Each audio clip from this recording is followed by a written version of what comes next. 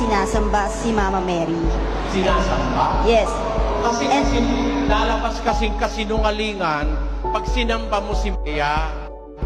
Masama po yung sasamba ka sa kapwa mo nilalang.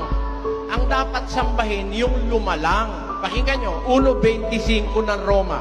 Basa. Sapagkat pinalitan nila ang katotohanan ng Diyos ng kasinungalingan at sila'y nagsisampa at nangaglingkod sa nilalang kaysa lumalang. Ang dapat sambahin yung lumalang eh. Eh si Maria nilalang din yun eh. She's also a created being. Creature siya eh. Hindi naman siya creator eh. Ang sinasamba po, yung creator. Pag sumamba ka sa nilalang, kasinungalingan nyo. Mali sa Diyos yun. Kaya yung mga anghel, sa Biblia, bawal sambahin ng anghel. 22:8 ng Apokalipsis. At akong si Juan, ako ang nakarinig at nakakita ng mga bagay na ito. At ng aking marinig at makita, ay nagpatira pa ako upang sumamba sa harapan ng anghel na nagpakita sa akin ng mga bagay na ito. At sinasabi niya sa akin, ingatan mong huwag gawin yan.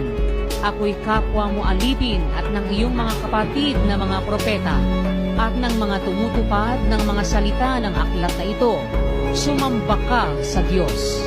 Anghel na yan ha, ayaw pasamba. Sasamba si Juan eh, nagpatira pa siya. Huwag mong gawin yan.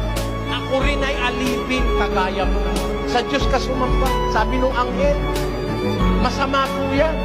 Hindi ka maliligtas pag sumamba ka sa anghel. Diyos ng Kolosas. Sino man ay huwag manakawan ng gantimpala sa inyo sa pamamagitan ng kusang pagpapakababa at pagsamba sa mga anghel. Tanyo, pag sumamba ka sa anghel, mananakawan ka ng gantimpala. Eh kung yung anghel bawal sambahin, si Maria pa. Eh tao lang naman si Maria, di naman anghel. Tanyo, ano sabi ng Biblia? Deuteronomio 5:7 hanggang 9. Huwag kang magkakaroon ng ibang mga Diyos sa harap ko. Huwag kang gagawa para sa iyo ng larawang inanyuan, nakawangis ng anumang anyong nasa itaas sa langit, Oo. o ng nasa ibaba sa lupa, Oo. o ng nasa tubig sa ilalim ng lupa. Huwag mong yuyukuran sila, o paglilingkuran man sila, sapagkat akong Panginoon mong Diyos ay mapanibughuing Diyos. Bakit po hindi niyo